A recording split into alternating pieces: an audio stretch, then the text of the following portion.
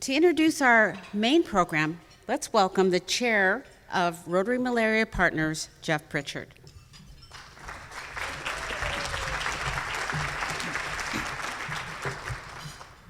Well, thank you, Kim. Before I begin, I want to say after quite a bit of an absence, how nice it is to see Nancy Osborne back at our meetings. Let's give her a round of applause.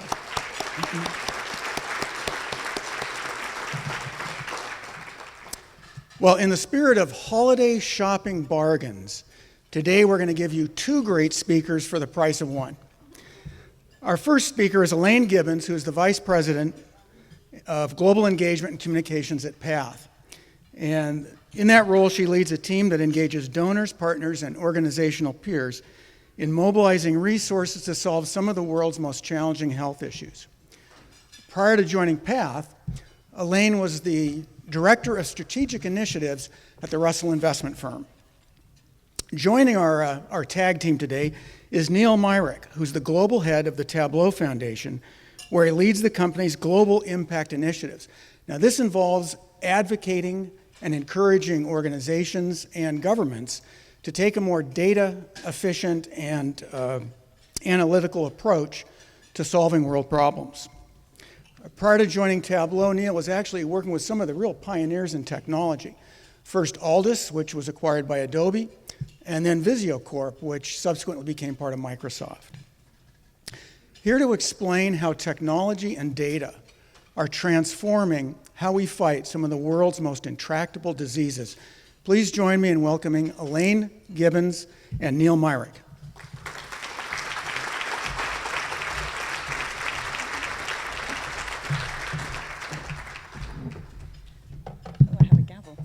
All right, Elaine and I flipped a coin, and I'm going to be the flipper, and she's going to be the clicker. No, I wanted to be the clicker. No, I'm going to flip. Flipper. Oh, I'm right, going to flip, okay, yeah. good. Welcome to the Elaine and Neal Show. Yeah, we've done this before, so watch out. Yes. I thought you were flipping. I'm going to flip. Thank you. Go ahead. Okay.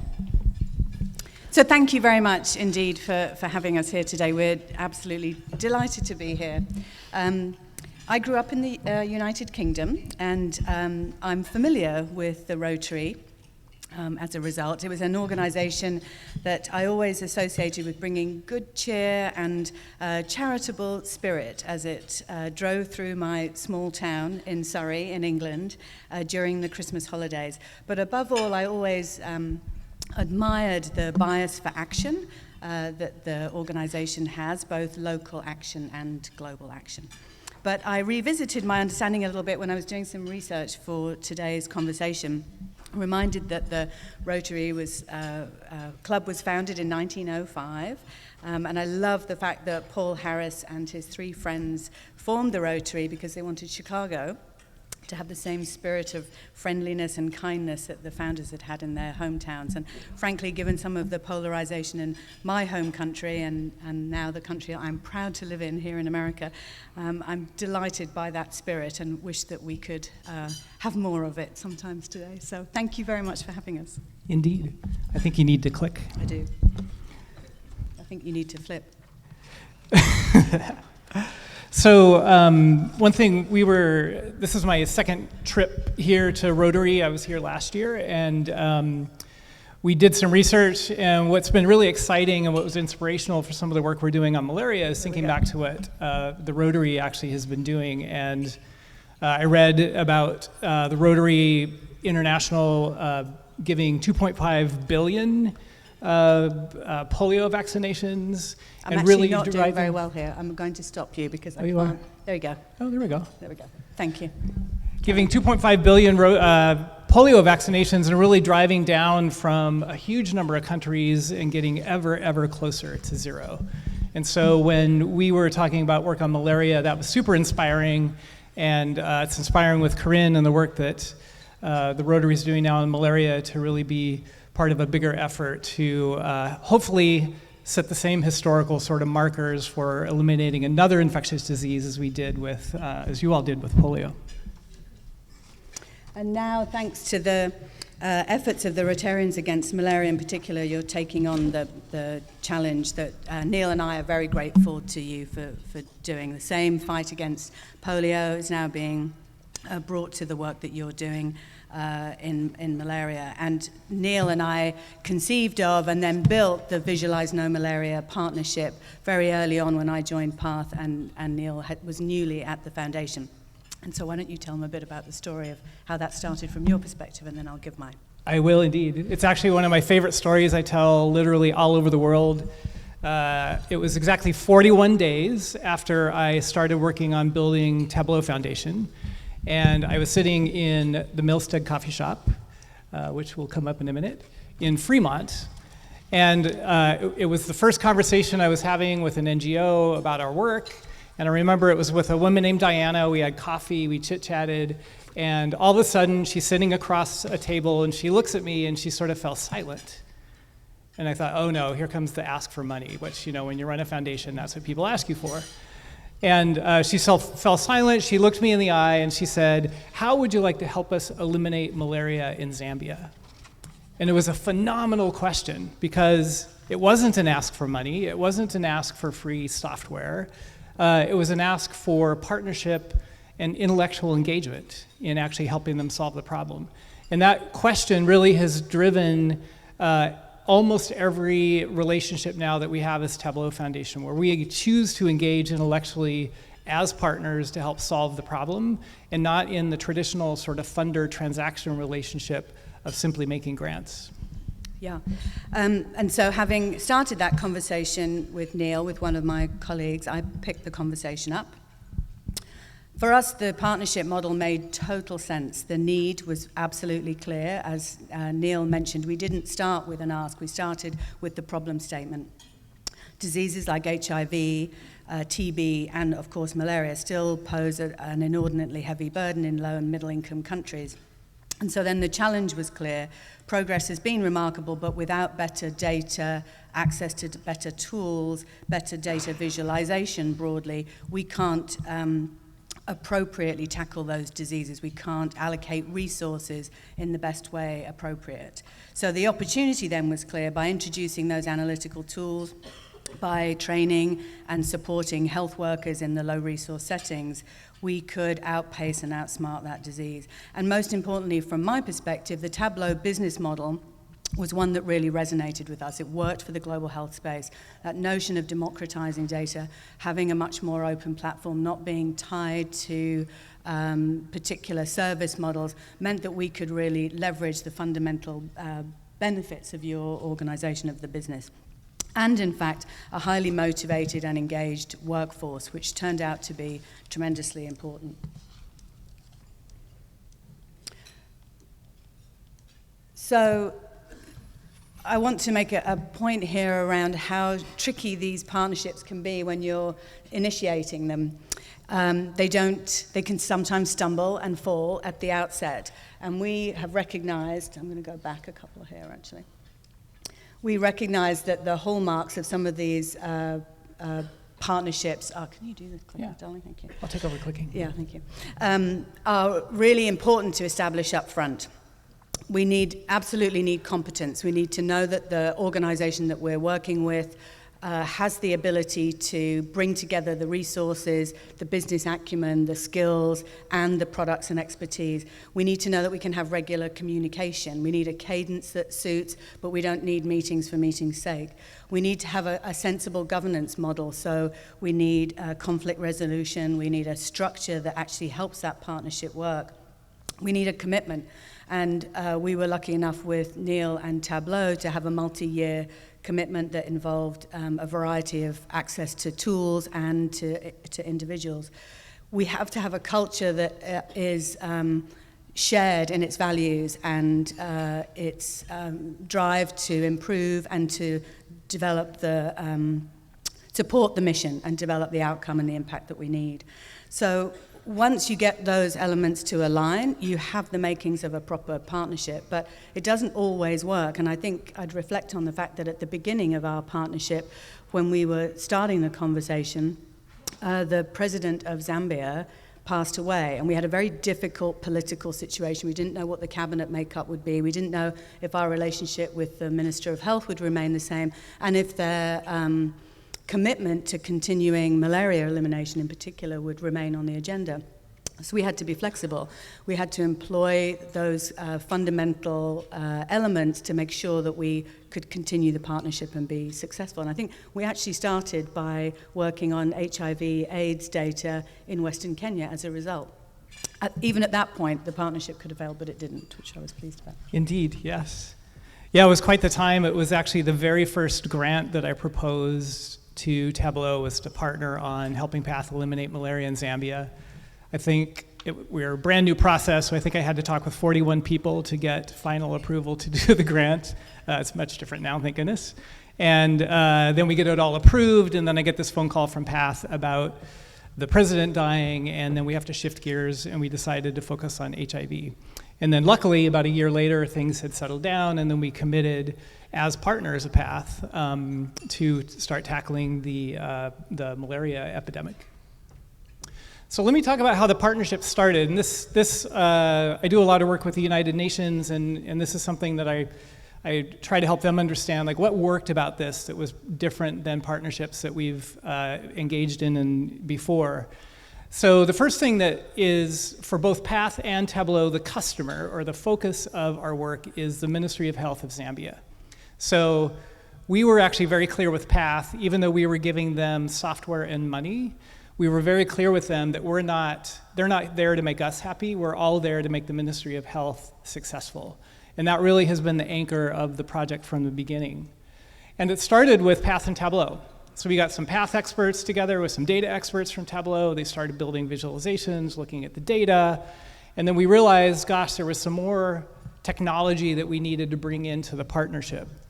So first we brought in some consultants, totally pro bono. These are all people in our network that we called and said, gosh, we're working on this amazing project. Can you help us out? And they've done so and have been involved ever since.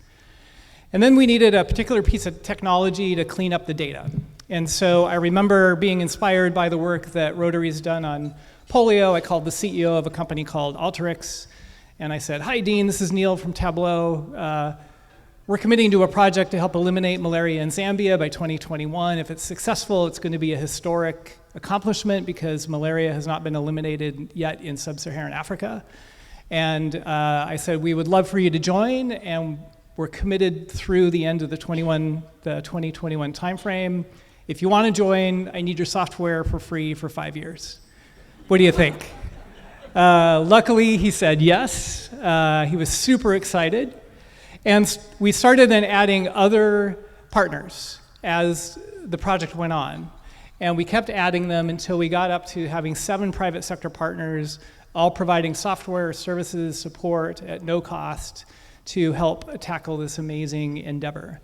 And the reason that we were able to do that is because we didn't do huge partnership agreements, we didn't do MOUs, we didn't get lawyers involved. It literally was a trust-based relationship where the software was donated under the normal process for each company, and we all built a meaningful and trusting relationship with PATH focused on helping the Ministry of Health in Zambia be successful. So Elaine, you can talk about your experience of that now on your side. It was very, very similar. So, now we fast forward, here we are 3 years, and we have a tremendously successful partnership and real opportunities to scale outside of Zambia and to move to other significant areas where we have huge disease burdens, whether it's TB, whether it's HIV. We have really learned at PATH that it's critically important to invite organizations, companies to provide their core expertise. So we've really benefited from not just the products and the financial contribution, but to the expertise of the workforce at Tableau, and that is something that has been tremendously helpful. We did absolutely appreciate the commitment that you made around focusing on the Zambian government as central to the impact. Why don't you tell them about your experiences on the ground when you visited? Yes. I was in Zambia about a year ago. So what's happened now is we agreed to eliminate malaria in Zambia. We've got consultants involved, 7 other private sector partners. We've built this technology stack. this kind of grouping of technology to help them use data better. We actually went into the field. We had volunteers building data visualizations. And the malaria experts worked with the Tableau experts. They built visualizations. We took them into the field. We workshopped them with Ministry of Health staff. And every single visualization had to change because the way that the experts saw data informing the world was not the way that the practitioners on the ground saw data informing the world. And so what we were super excited to learn is actually the people who use the data need to actually be involved in building the data visualizations. And because we did that, they've been using them consistently now for 3 years. So let's take a look here at what actually that has resulted in. So this is me in the Chikinkata district of Zambia. It's about 90 minutes outside of Lusaka. And we stopped by this office. So for those of you who've been out into the field, you may know one thing: when you go visit a clinic or something out in the field, you typically stop by the director's office, in this case the health director's office, to greet them and tell them where you're going, and it's a courtesy call. So we met them, we walked in, and we saw this precariously positioned projector on the desk with chairs arranged around the director's desk. And we're like, wow, they're gonna do a little presentation. So she did. She was awesome. She talked about how they haven't had a malaria death in the Chikinkata district since 2014, which we were super excited about. And as she was going through the presentation, it was PowerPoint, she was showing some screen grabs of Excel files and Excel charts and stuff.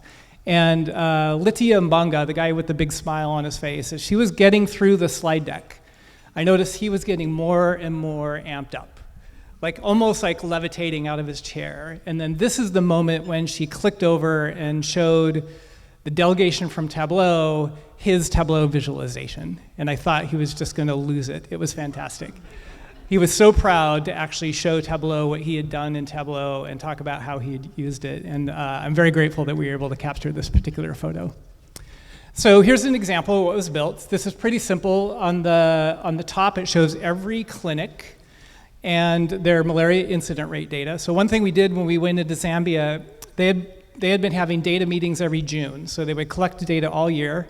In June, they'd get together, they would look at the data, they'd decide what they want to do moving forward. So one of the things that PATH did was, and they looked at the district level. So for Southern Province and certain districts, they looked at the district level. So one thing this partnership delivered was data at the clinic and the community level. So it was disaggregated to a finer point of detail to give them better decision-making power.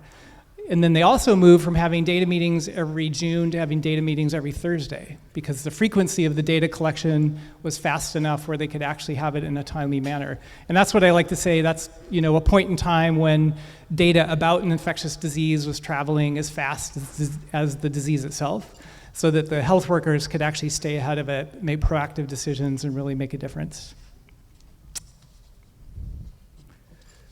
The other thing I'm excited about, if this pops up, is we then got an opportunity. Senegal saw what Zambia was doing. Let me go through this part first. So we like to focus on results. We're focused on eliminating malaria in Zambia. What you see here is malaria incident rates in the Southern Province from 2014 through 2018. And the peaks are the peaks of the rainy season, so the height of the malaria infection rates. And you can see it starts at nearly 50,000 cases and is trending really, really close to zero. Southern Province, where we started this work, has seen a more than 90% decline in malaria deaths and a more than 80% decline in malaria cases since this work has begun. And we're super excited about that. Now, the comparative is Western Province. During the same time period, Western Province went from having about 70,000 cases, and you can see the case load went up. And they haven't yet. They just had started implementing the new model in April of 2017, where you see those orange, or the red and yellow bars. And that's a case where they're actually implementing a new methodology of finding and treating cases in the field versus only treating cases that come to the clinic. And what we've seen is that happens, the cases trend towards zero. And we're super excited about that.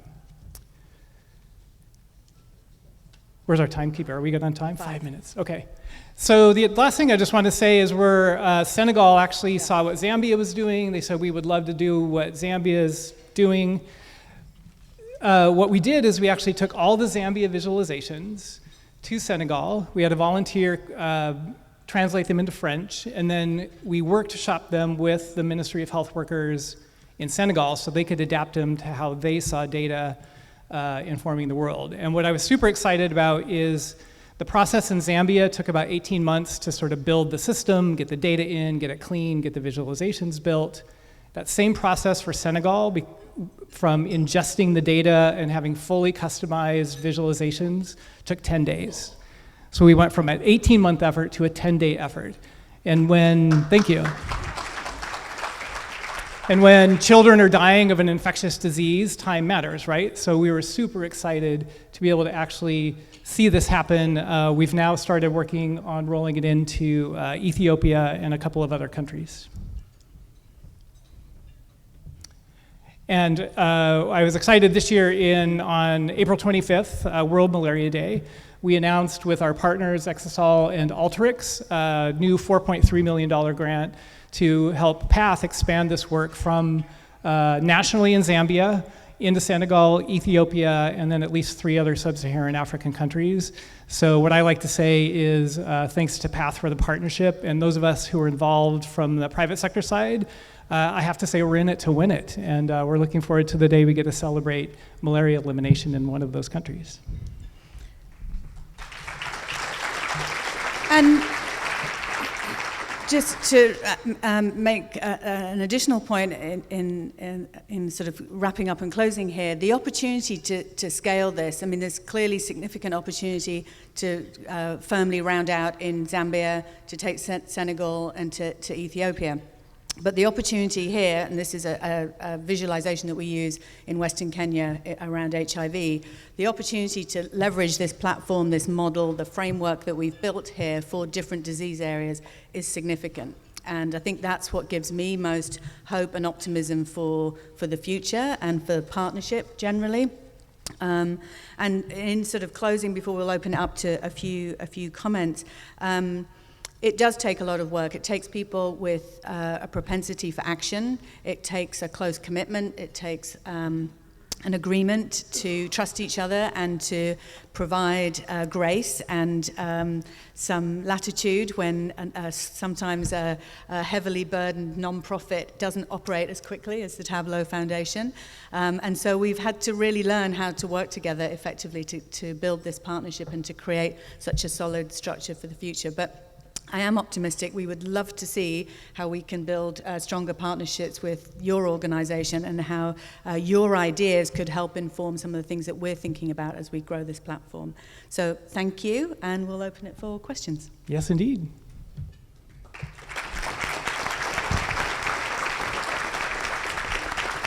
I should say partnerships like this also take a few glasses of wine with your collaborators. Yeah, always a bit better. To keep them moving. Yes, please. Well, thanks very much for your good work. I have a two-part question, really. The first part of it is, for something like the distribution of insecticide-treated bed nets, you need a household registration system. Has that become part of the Tableau Path MASEPA system in Zambia and Senegal? That's the first question. The second is, would you comment also on how the use of these visualizations impacts the allocation of health resources to the particular problems or outbreaks or whatever? Thank you. Do you want to take one of those? Or? I'll take the latter. The latter? Do you know the former? Yes, I'm going to give the best answer I have for around the household registrations and locations and so on. So there's a partner in Zambia called Acros, which builds a platform called Reveal, and some of those data are actually being pulled in so that the maps actually show where the houses are, and then for IRS, for indoor residual spraying and bed net distribution, the Reveal platform actually allows people to carry the mobile devices and then track exactly what's been put where. And one thing that I'm really excited about is we developed these predictive analytics dashboards. And what the predictive analytics dashboards do is they take in weather data, topology, building locations. They calculate something called the stream flow index, which actually calculates how quickly water's running. So you can show on a map where water is pooling and could become mosquito habitat. And they take into account the indoor residual spraying coverage in a community, all those other factors, along with the malaria incident rate data, and they predict when a rainstorm is coming, they predict where in the province a malaria outbreak will happen. It predicts how many people they think will get malaria, exactly which communities it's in, how many community health workers are needed, and how much medicine is needed to treat it. That's not an operational, we're just piloting that right now, but we've gotten to the point where data about the disease is traveling about as fast as the disease itself. What we're trying to get to is where information about the disease travels faster than the disease itself, and so they can plan ahead and place resources where the infections are going to happen and treat them and sort of stamp them out before they become sort of a raging wildfire in the community. And so just to your second question then, how are we better allocating resources? The simple answer is yes, and I think we need more time to really understand how beneficial that would be. So we're having conversations with the senior team at the President's Malaria Initiative at PMI to talk to them about how we can leverage this data to allocate resources in a more sensible manner. So I think we need longer to play out and see how that will really work in the long term, but absolutely that's the plan. Yes, right here, back here. Yes, sir. My question is, how do you select what area to begin in? You began with Zambia. What factors go into the consideration on such a worldwide problem? Yeah, that's a good question, and so I'd love to hear your answer to that too. But mine would be certainly from an internal perspective at PATH, and maybe we work from that way out. I went to PATH to start the private sector partnerships work, so to work for Steve Davis and to build out industry partnerships. So I looked at where I thought we had the greatest challenge, some of the greatest challenges, and then looked for partners that I thought offered the best opportunity, hence Neal. And then internally I had to look at, just candidly, people that were really open to an innovative partnership. In a very traditional global health space, often people are so inclined to just continue on with a very traditional grant-structured response and sort of model. It was difficult to get people to really think in a different way about how this partnership could be beneficial. So the group that we worked with was important. Add to that the fact that there was a stated governmental commitment to malaria elimination in Zambia, and we as PATH could see a path to broader funding outside of this partnership from the Gates Foundation, for example. Looking at those three things together made this the most viable option for us to really start and make a proof point, which is essentially what this is. Yeah, as a foundation, what we really look for are, again, who are the partners who are actually doing the really good work on the ground, where they have the trust and respect of the local community and the government. So we don't, as a tech company, we don't parachute into some country with loads of software under our arm and claim we're going to save the day with data. So we always go in with an NGO partner who's already been there and understands the context of the work. And so with PATH, it really was, we want to partner with them. We believe they have all the qualities that they need to be successful using data to tackle a bold goal like this. And so we let them tell us which countries are most ready for that kind of intervention. And that's been a model we've used across our entire portfolio of grants, and it's been quite successful, actually. Faith Ireland has a question. Yes, my question would be, I think this is absolutely phenomenal what you're doing, in Africa. And what about here? What about your kind of partnership and your kind of technological innovation in our government? Good question. That is a great question. You going to punt that to me? No, I am. teasing. No. Yes, So I'm happy to from answer the it. path perspective, so I could go off on a different tangent here, but I'm going to give you a simple answer because you really have the better answer. One of the actual conversations that we're having very actively inside PATH at the moment is, this is global health work, and there are underserved communities in our own country. And you can look at the recent reports in the New York Times about African American mortality rates for child mortality and women's suffering during childbirth in America, to know that these challenges are real for us too. PATH does not have large programming in America. However, we do have adjacent strategies around some of our devices and tools. If there's a need and there's a market here, we will look at that, examine it. But the long story and short story of a long story is that we need to build these kinds of partnerships. We need to have a different kind of view of global health and what that means for the United States, frankly. But you've had more experience working domestically. Yes, indeed. So we have taken this model, this multi-sector partnership model, and moved it into the US. So in March of this year, we launched a national campaign with an organization called Community Solutions. And it's focused on functionally ending chronic and veteran homelessness in 50 US cities by 2025. And we have many of the same tech partners involved, very much the same structure of the partnership. And we're helping Community Solutions build their data and technology infrastructure in order to functionally end homelessness. And then we were also doing clean water and sanitation in Ethiopia and India, and starting some education work here in the US as well. And so the model's been very successful for us. And a couple things about the model. We like to commit to a set of goals and an end date. So with Zambia, their goal is to eliminate malaria by 2021. Community Solutions is to functionally eliminate homelessness in 50 US cities by 2025.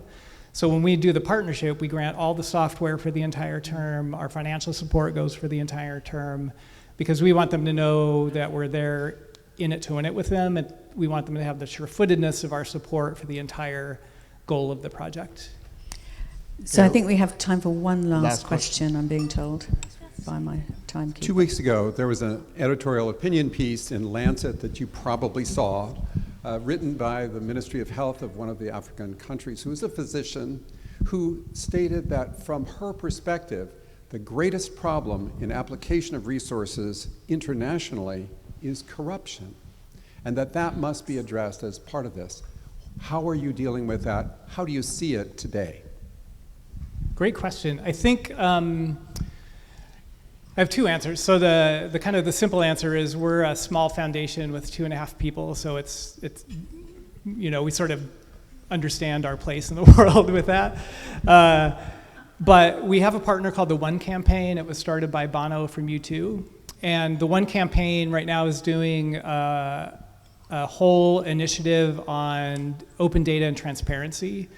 And what they're trying to show is by making data open and making it transparent and publishing it, it exposes some of these corruption elements and gives more opportunity for digging in where there is suspicion of corruption. So we come at it from kind of a data democratization, exposure perspective through an NGO partner who has that expertise.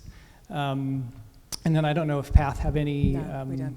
Yeah, it's a very challenging thing, and as most of you, who've worked on the polio side of things, just the government stability and leadership and all of that is incredibly important to achieving these objectives, and it's one of the most difficult things when you've been investing in something for a long time, and then the government changes, and then you're worried the whole thing's going to fall apart because they changed their mind or something.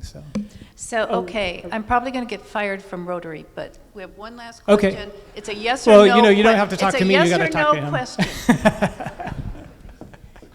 Do you want us to help eradicate malaria in Ghana? If the answer is yes, can we talk after this meeting? Happy to talk with you about that. Thank you.